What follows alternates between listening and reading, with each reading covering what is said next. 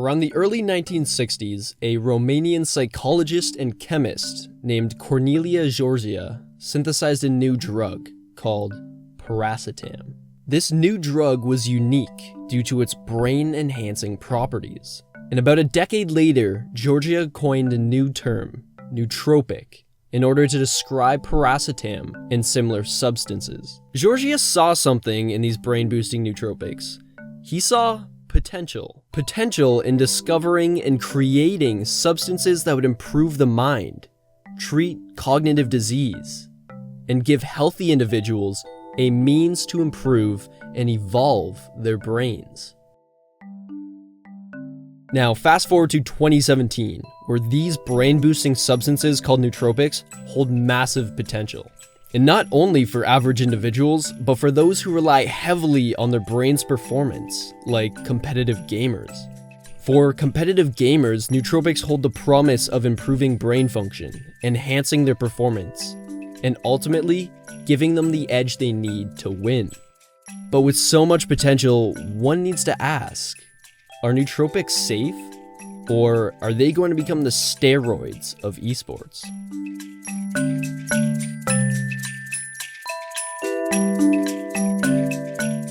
Nootropics, smart drugs, neuroenhancers. These cognitive boosting substances are often considered PIEDs, or performance and image enhancing drugs. But to separate nootropics from other PIEDs, they are distinctly defined by a set of characteristics as laid out by Cornelia Giurgea himself. Thus, in order to be considered a nootropic, it must enhance learning and memory, improve focus, hold neuroprotective properties, enhance efficiency of the brain's function, and it must have few side effects and low toxicity. In other words, nootropics are drugs, supplements, and functional foods that improve mental function with little to no side effects. And thus, the word nootropics covers a wide range of existing substances, some of these being more effective than others, but each holding unique benefits and properties. For example, one nootropic called ginkgo biloba is an extract from the leaves of the maidenhair tree. It optimizes circulation in the body, increasing blood flow to your brain. Ultimately, it's been shown to improve memory, cognition, and reduce anxiety. And on top of this, it helps with your brain's processing, improving your processing accuracy and speed, as well as your reaction time. Of course, all of these are amazing benefits to anyone, but especially for a competitive gamer. But unlike ginkgo biloba, most nootropics have yet to be reliably researched. And due to this lack of research, all we really have to rely upon are the anecdotes of others. Luckily, there are a lot of these anecdotes online, and by connecting with experienced users, we can see that most popular nootropics are met with a lot of positive feedback.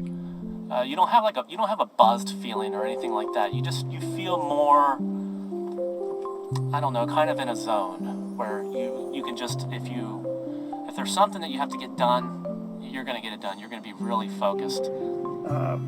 Pronounced sense of focus and concentration, which I absolutely need in my life. Not only does it keep me focused and help me get more stuff done, but for anything creative, I see it in like a whole nother perspective.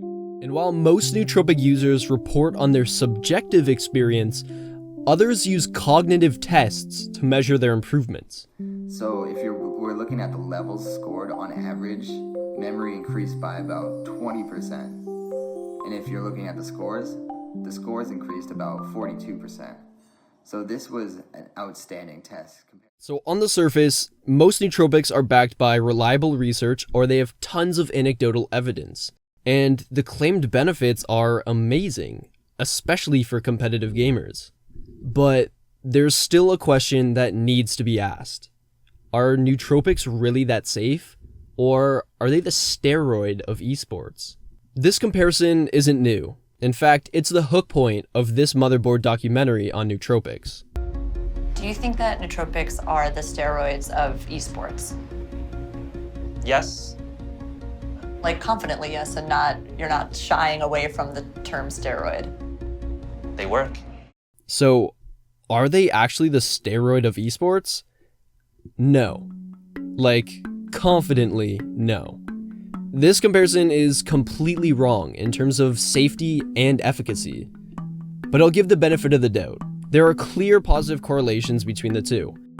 Steroids for athletes provide an added advantage. It allows them to develop their physicality faster, thus improving their training output and enhancing their performance.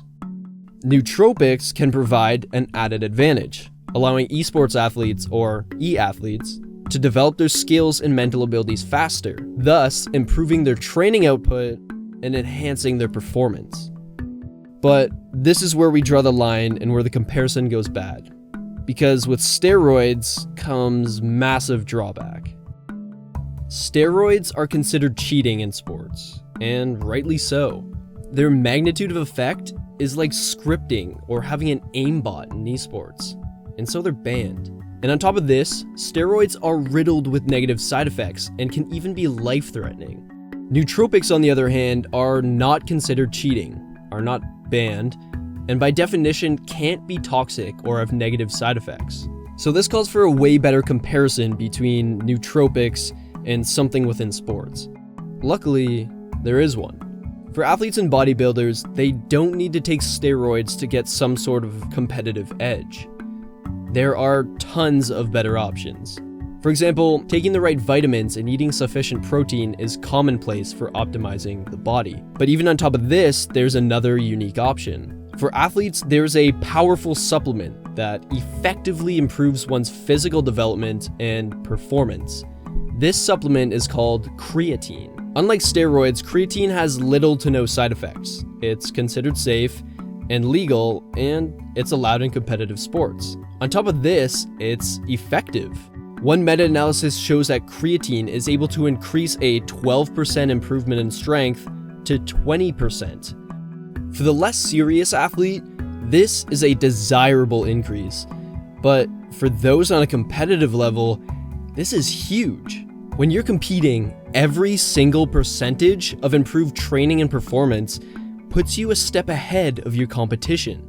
And so if steroids are like the aimbot to esports, creatine is like an aim assist. It effectively gives an advantage over baseline without blatantly cheating. Nootropics are not the steroid of esports. A much more realistic comparison is that to creatine. Safe, yet significantly effective, providing an advantage around the magnitude of 5 to 10%, which to a casual player is great, but to a competitive player, this is enough to put you ahead of all of your competition. Nootropics have amazing potential, and luckily they aren't the steroids of esports. In fact, they're something that'll become commonplace among competitive gamers, kind of like the creatine of esports.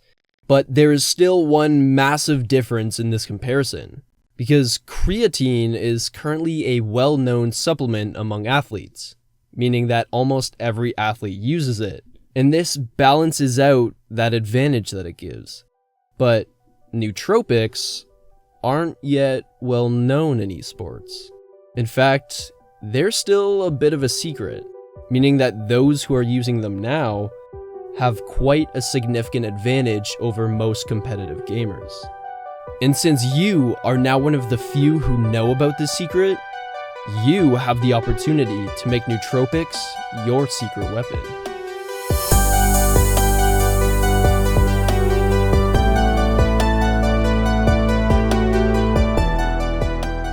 Hey there, e-athletes. I hope you loved this video, and I want to hear your thoughts. What do you think about nootropics and their potential in esports? And what do you think is currently the steroid of esports? I'll be responding to your comments, so let me know what you think down below. Also, if you want to stay connected, then join us on social. We're most active on Twitter and Instagram, so the links for those are going to be down below in the description.